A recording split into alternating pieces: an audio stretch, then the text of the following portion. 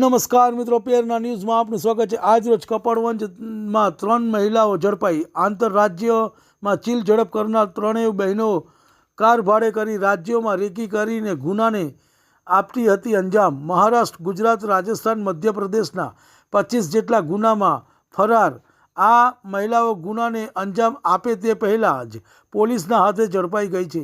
હાલ અત્યારે આ મહિલાઓ એ 25 કરતાં વધારે ગુના કબૂલ કરેલ છે। હાલ આ મહિલા આરોપીને મહારાષ્ટ્ર પોલીસે સોંપવા માટે તજવીજ હાથ ધરાઈ હતી। નિકિતા નામની 9 વર્ષની હતી ત્યારથી જ ચોરીમાં સક્રિય, હાલ 19 વર્ષની છે। રિપોર્ટ રવિ સાધુ। તમને અમારા સમાચાર પસંદ આવ્યા હોય તો લાઈક, શેર, બેલ આઇકોન અને સબસ્ક્રાઈબ કરો।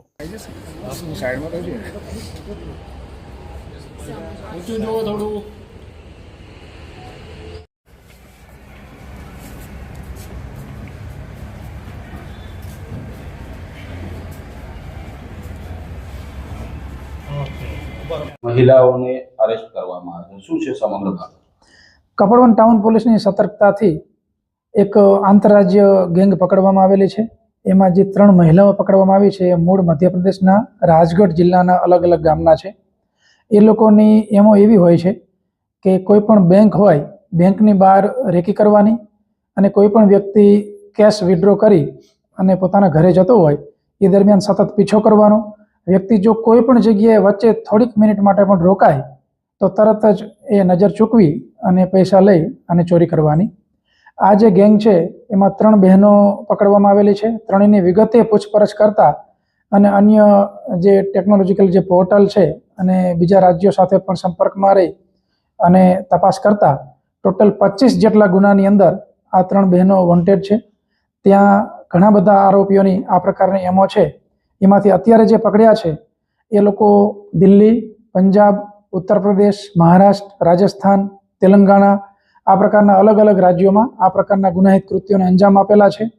19 જેટલા ગુનામાં એમની ધરપકડ થઈ ગયેલી છે અને અન્ય ગુનાની અંદર એ લોકોની ધરપકડ બાકી છે। હાલ અમે મહારાષ્ટ્ર પોલીસનો સંપર્ક કરેલો છે। મહારાષ્ટ્ર પોલીસ આ લોકોને લેવા આવી રહી છે અને હાલ કપડવંજ ટાઉન પોલીસે એમની ધરપકડ કરી અને મહારાષ્ટ્ર પોલીસને આપવા માટેની કાર્યવાહી ચાલુ છે। સાહેબ, 3 જ મહિલા હતી કે અન્ય કોઈ લોકો પણ આમાં પકડાયેલા? આ લોકોની એમો એવી હોય છે કે કોઈ પણ 4 વ્હીલ જે છે એ કોન્ટ્રાક્ટ બેઝ ઉપર લઈને આવવાનું અને એમની સાથે આ લોકો 4 વ્હીલ લઈને જ આવ્યા હતા એની પણ માહિતી આપણને મળેલ છે અને એ માહિતી મહારાષ્ટ્ર પોલીસ સાથે પણ શેર કરવામાં આવી છે। એટલે જે કારનો ચાલક હતો, 3 મહિલાઓ બેંકની બહારથી પકડાઈ ગઈ હતી પણ કારનો ચાલક કાર લઈ અને નાસી ગયેલ છે, પણ એની શોધખોળ અમે કરી રહ્યા છીએ અને મહારાષ્ટ્ર પોલીસ સાથે પણ આની વિગતો શેર કરવામાં આવી છે। મહિલાઓએ કપડવંજમાં કોઈ પ્રકારના ગુનાને અંજામ આપેલો છે?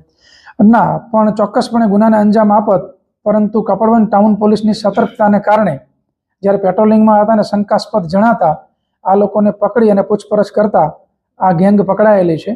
અને જે 3 બહેનો છે, નિકિતા સજ્જનસિંહ સિસોદિયા, એ જે છે તાલુકો પાંચોર, રાજગઢ, બાખોબાઈ વિજેન્દ્ર સિસોદિયા અને સબાના બ્રિજેશ સિસોદિયા।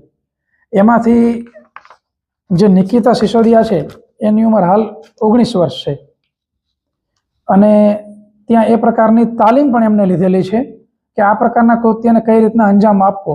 એટલે આની અંદર જે રીઢા ચોર છે એ આ પ્રકારના જે અન્ય આરોપી છે એને વિગતવાર તાલીમ આપી અને કેવી રીતના આવા ગુનાહિત કૃત્યોને અંજામ આપવો એની માટે તૈયાર કરે છે।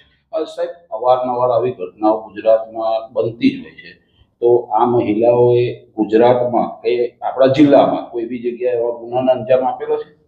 અમે એ બાબતે અમુક જિલ્લાના સંપર્ક કર્યા છે। એ જે મહિલાઓની પૂછપરછ થઈ છે એની અંદરથી અમને અમુક થોડીક વિગતો મળેલી છે, એટલે એ બાબતે હાલ કરી રહ્યા છે કે કોઈ ગુનો રજીસ્ટર થયેલ છે કે કેમ।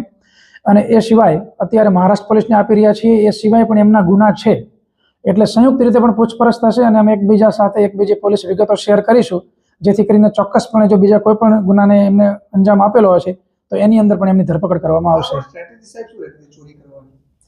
બસ એમની આ સ્ટ્રેટેજી કે કોઈ પણ ટાઉનમાં જવાનું અને 6 થી 7 રાજ્યોમાં અમને એવો અંજામ આપેલો છે અને બેંકની બહાર રહી અને રેકી કરવાની અને કોઈ પણ વ્યક્તિ પૈસા લઈને નીકળે તો કન્ટિન્યુઅસ એનો પીછો કરવાનો।